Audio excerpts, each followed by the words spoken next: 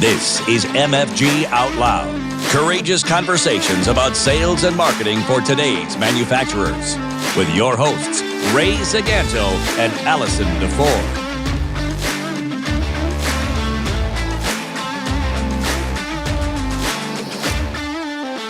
Howdy, Trailblazers. Hey, Ray, this week, Yo. I don't know about you, but I am going to hurl my coffee cup at the screen the next time I get an email that says, "We're here for you." I mean, I know you and I have even said that before, probably 2 weeks ago, but after just a short period of time now, a matter of weeks in quarantine, it's just become ubiquitous. And I think very quickly we've had to ramp up and figure out, right, well, what do we say as a manufacturer? What do we say in a time like this that maybe what's the next iteration, right, of what we say, what we do, because we know we need to say and do something. What are you saying? You mean you don't love hearing from all those people that you've never met, never done business with before, emailing you and telling you how much they care for you? Mm-hmm. No. Yeah, it does smack of desperation. That's for sure. But let's give them the benefit of the doubt and kind of acknowledge, that first hurdle for many organizations was to stabilize operations, safeguard employees, and okay, we're there, but I agree. Now's the time to find that genuine, creative way of showing some empathy and emotionally connect with your customers. It's like we've got to move to the next message, right? Yeah, for sure. And like you said a minute ago, and there's nothing wrong with people sending out that message, but I think, we're all just human. And so now more than ever as a customer, we're seeking certain things. We're seeking individual safety.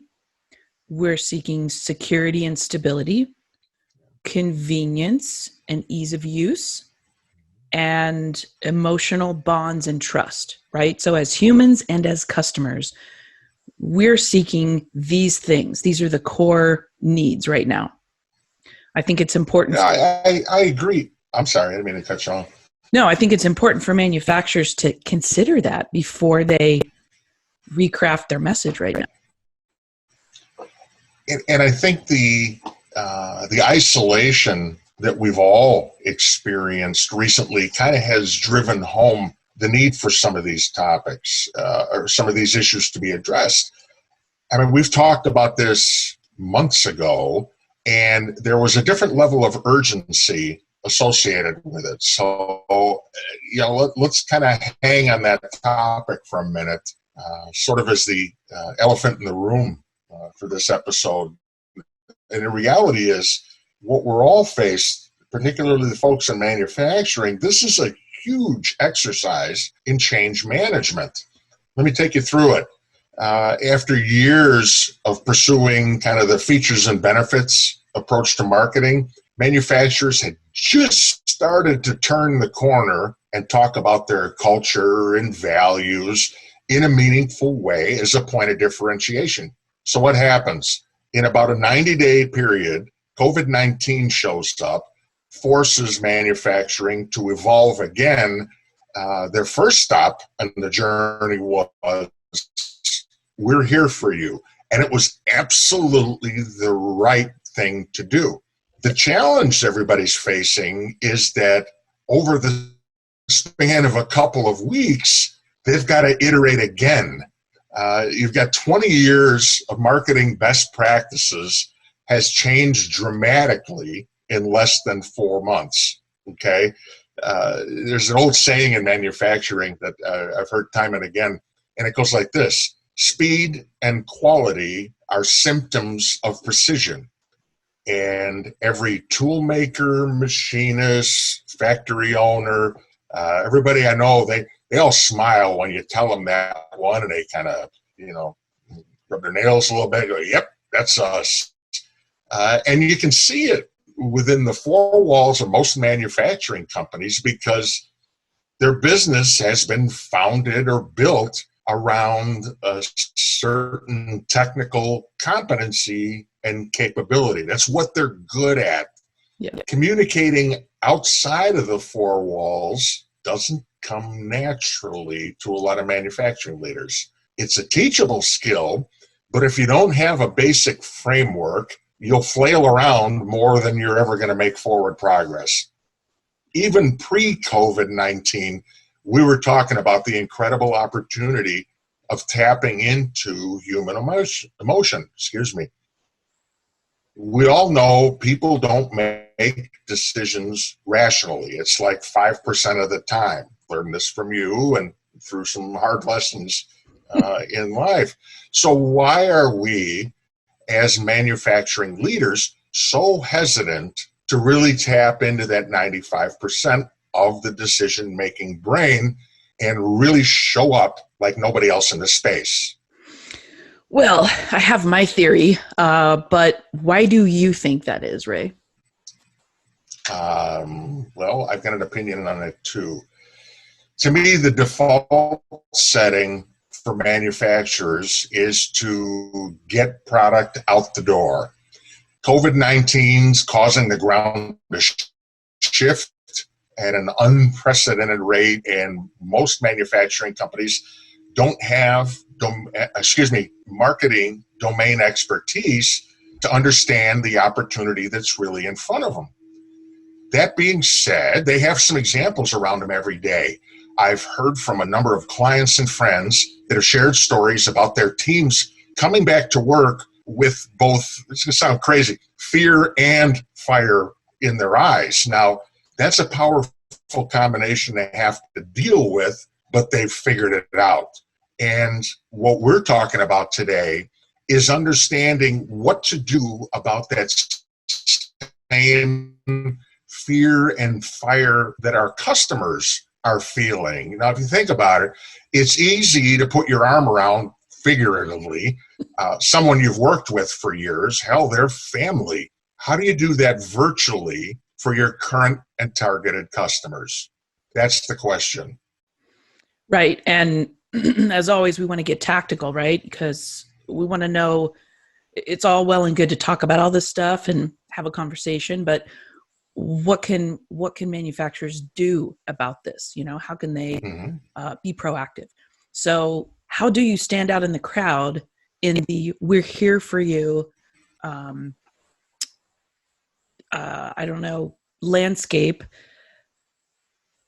without blending in, right? Or without sounding trite? Manufacturers have such an incredible opportunity right now, right, to reveal their character, right? With actions that speak louder than words.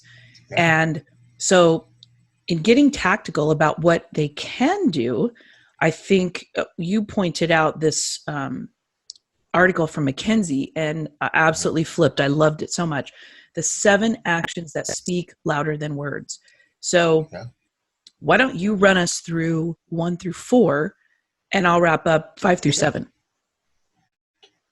And the cool thing about this this article and the research, number one, it is based on research. I love following McKinsey's stuff.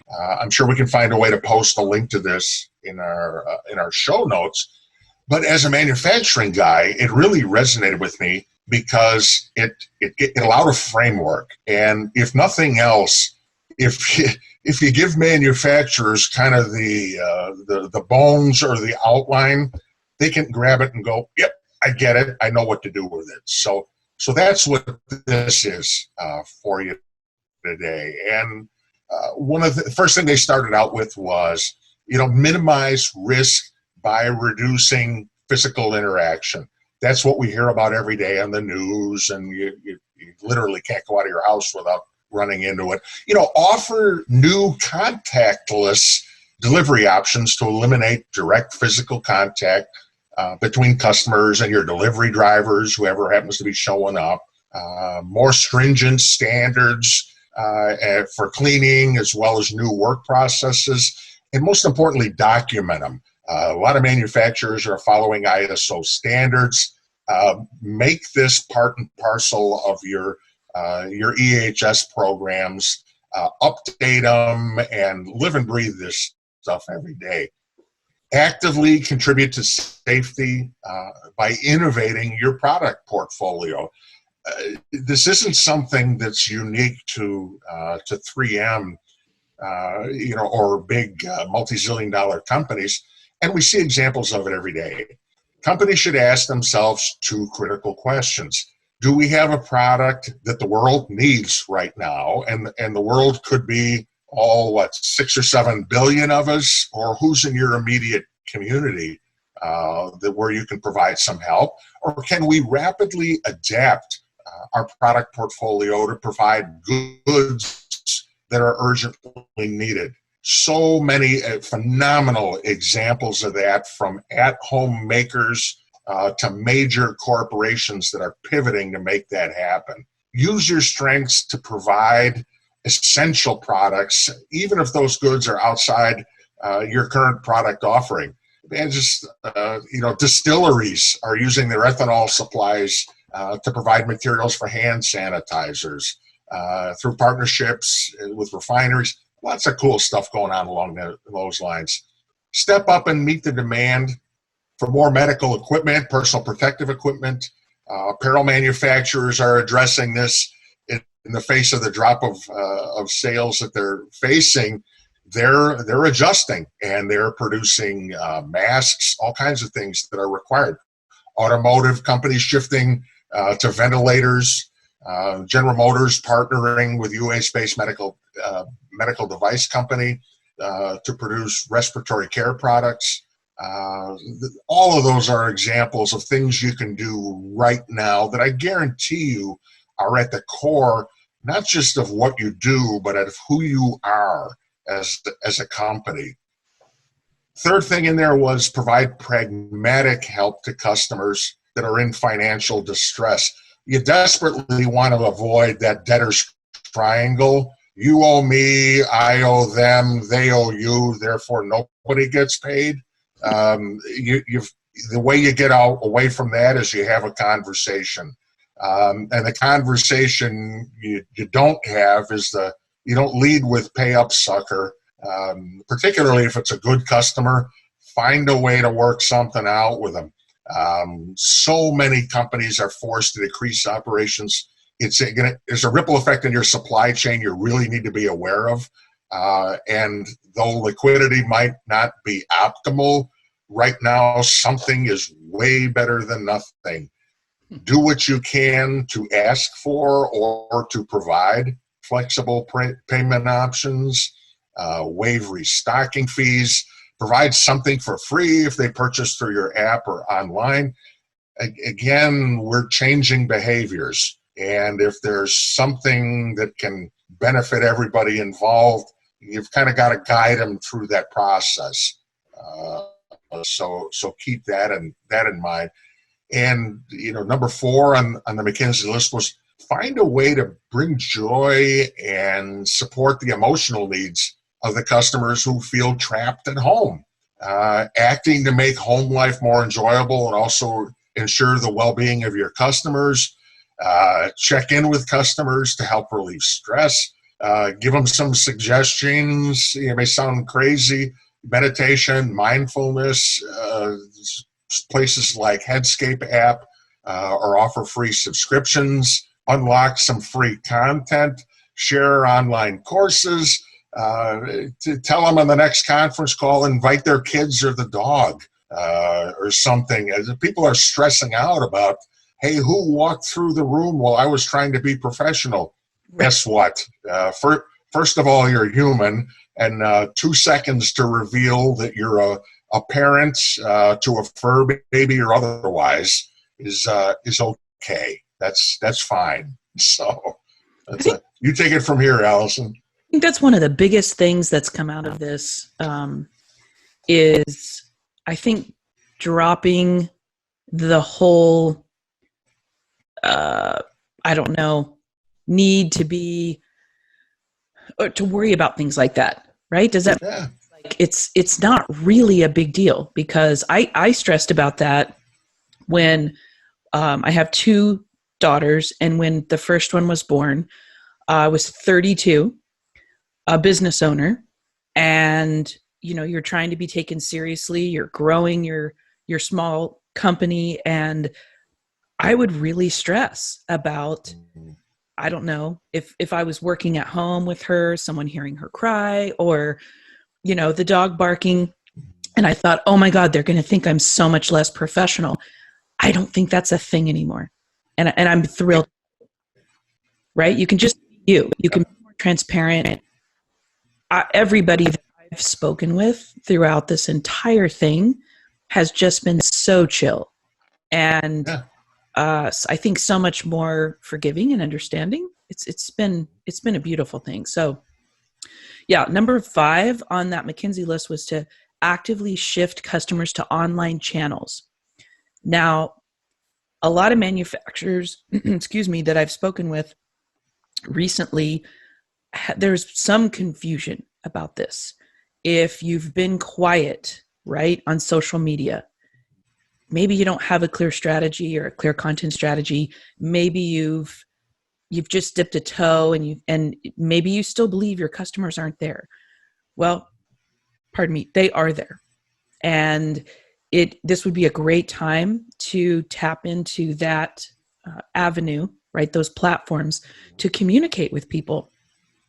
You can offer virtual capabilities that you may have, like videos, online tutorials. Like, you can be putting those out, because guess what? People don't remember everything that you have available. And people are looking for those things right now, right? Now more than ever. Some people have a little extra time. Fortunately, most of the people in our space have been deemed essential. So everybody's still working like gangbusters.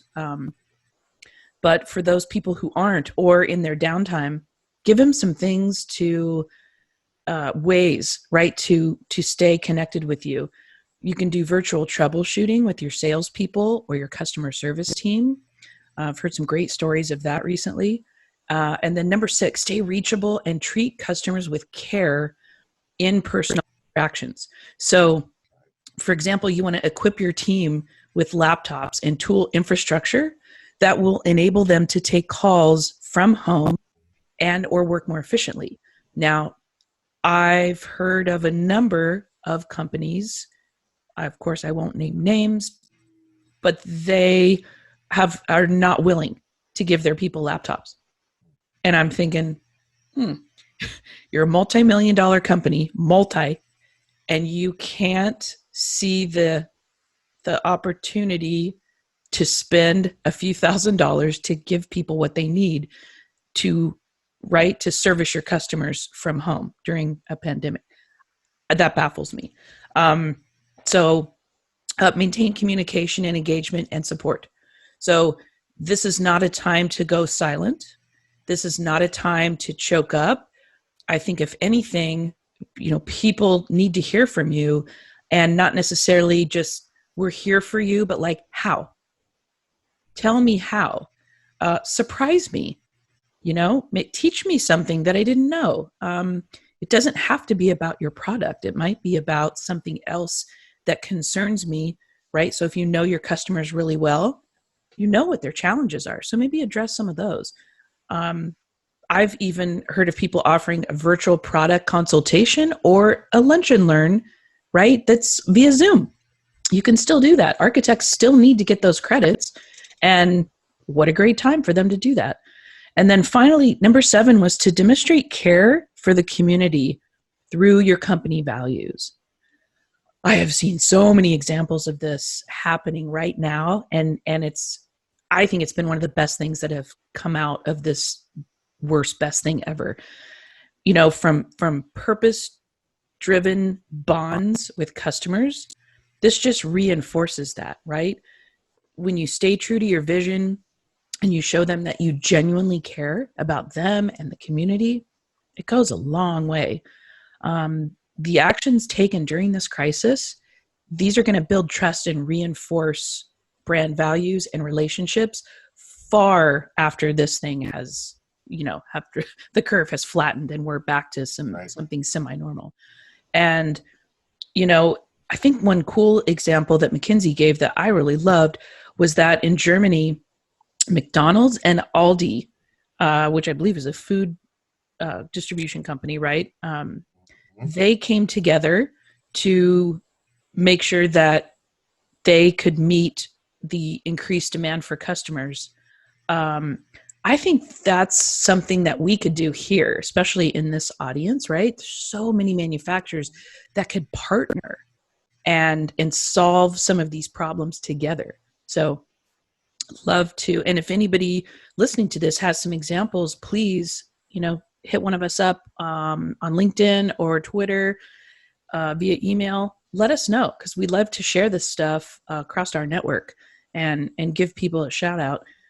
And then, supporting local communities is so hugely important right now, especially to stay true to your corporate values. Like if one of your give back components, right, is, supporting local education or youth, step up and do something with that right now. It isn't just a PR thing. I mean, it really is. You're staying true to your values.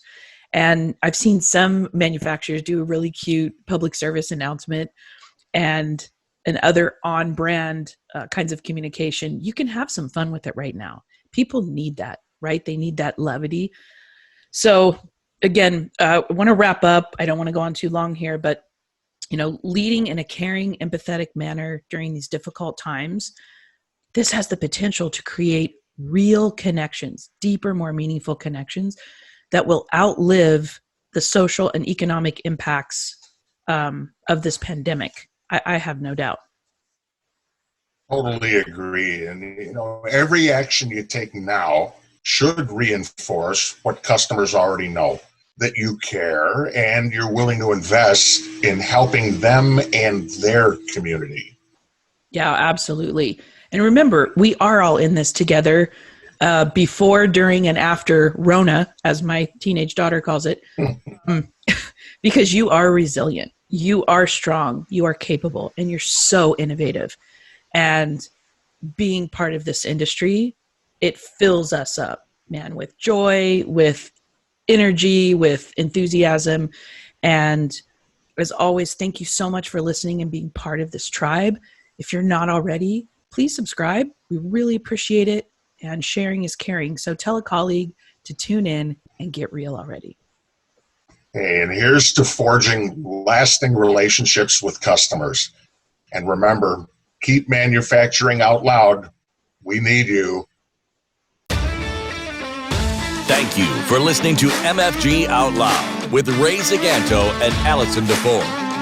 You can subscribe and find show notes at mfgoutloud.com.